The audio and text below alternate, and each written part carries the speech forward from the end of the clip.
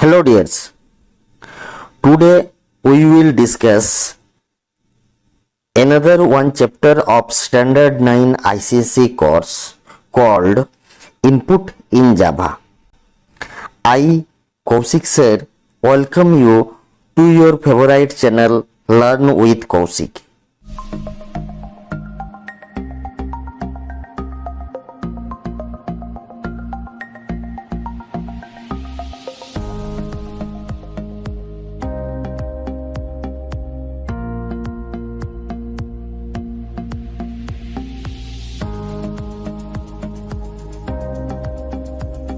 Let's start the video.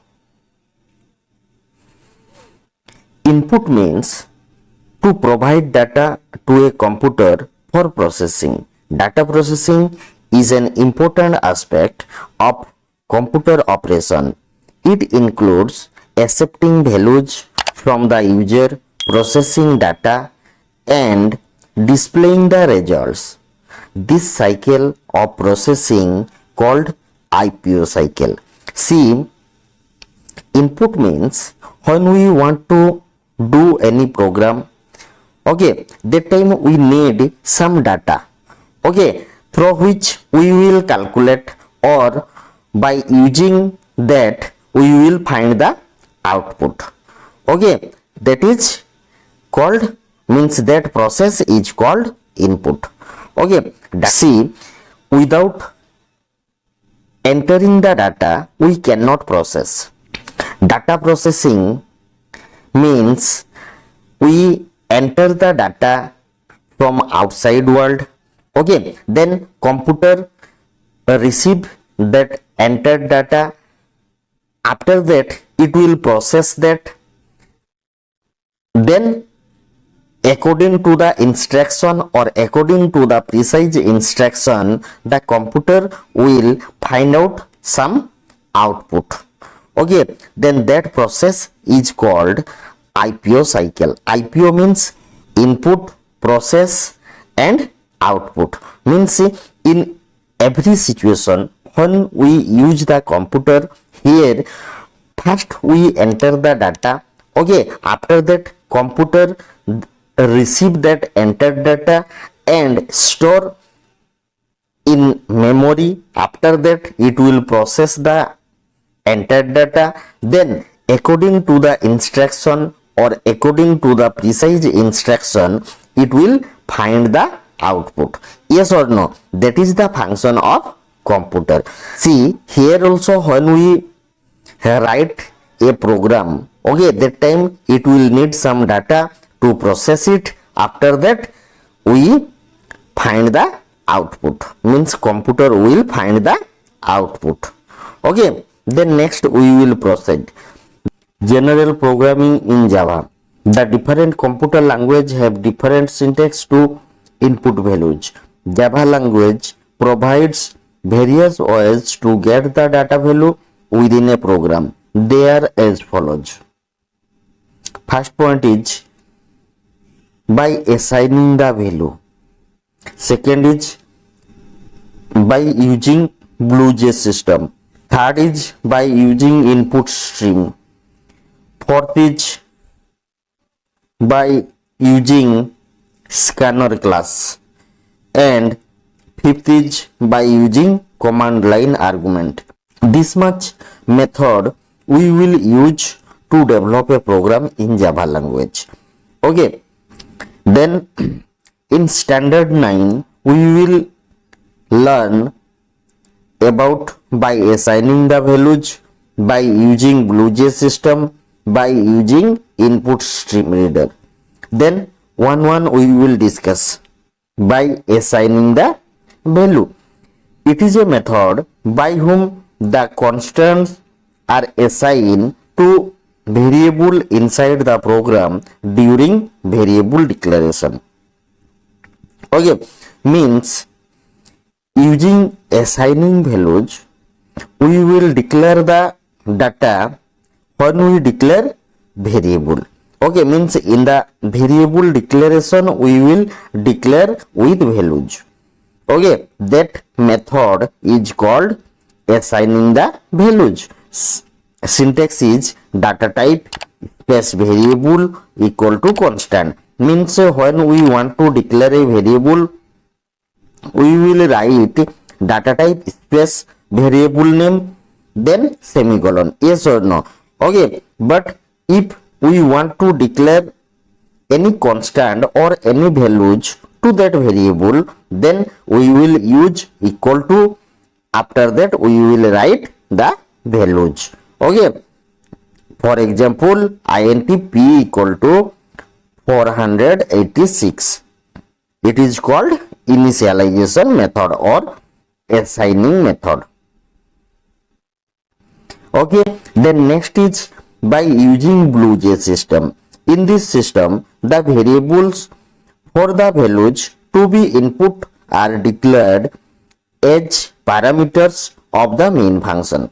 Understood? Means here we will enter the data under main function. Means whatever data we need to enter, that variable we will declare under main function. Then that variable or that data will be received as a parameter. Understood? Means as a parameter we will enter the data. The data values passed to the main function at the time of execution. Means when we execute our program, that time it will ask the data. Okay, then that data will be entered. After that we will get the output. For example, public static void main within bracket int a comma float b. Means here we need to enter two variable a and b. Okay, and that variable we have declared under main function. Means this variable will be treated as parameter of main function, and through that parameter we will enter the data. This is the process of BlueJ system. Understood? Okay, when we solve some problem using BlueJ system, that time you will be clearly understood how we enter the data. Okay, then next is by using input stream. Input stream requires buffer. Buffer means a temporary storage for the data values to be stored through an object. However, it also requires a Java package, that is import java.io.star, to perform all input output operation during call. Okay, see, this is the actual method through which we will enter the data in runtime. Means when we want to enter the data in runtime, that time we have to create two objects for input stream reader and buffer reader class. Okay, input stream reader and buffer reader class, and through that object we will enter the data under program. Okay, syntax is input stream reader object 1 equal to new input stream reader system.in. Okay, here this input stream reader class. Okay, for this we will create one object called object 1 for system.in, means input stream. Okay, to input the data. Okay, after that buffer reader object 2 equal to new buffer reader object 1, means here another one object we will create called object 2. Okay, for buffer reader class. Buffer reader we use to buffering the data, means to receive the data from input device. Okay, buffer reader we will use to receive the data from input device, and that data will be received through the object 2. Understood? Okay, like that we will use input stream reader and buffer reader. Okay, for example, input stream reader read equal to new input stream reader within bracket system.in. Okay, this system.in is an input stream we use to input the data. Okay, then for this we have declared or we have create one object called read, okay, for input stream reader. Okay, similarly here in buffer reader we have created one object called in, okay, for buffer reader class to buffering the inputs, okay, or to input the data.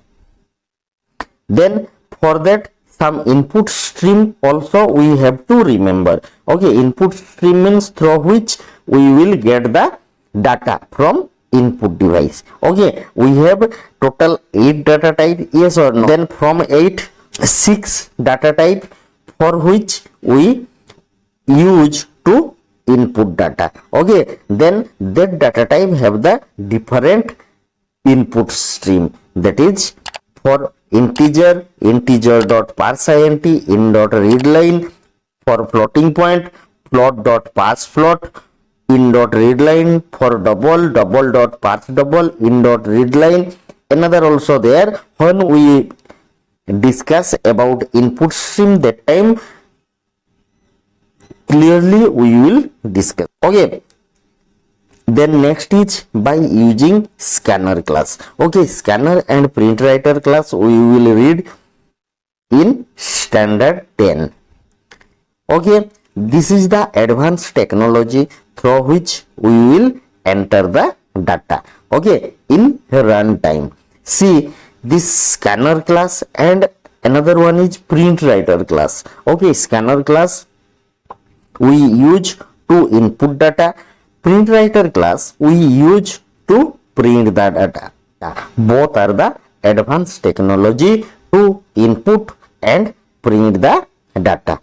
Okay, when we read about scanner class, that time we will clearly discuss it.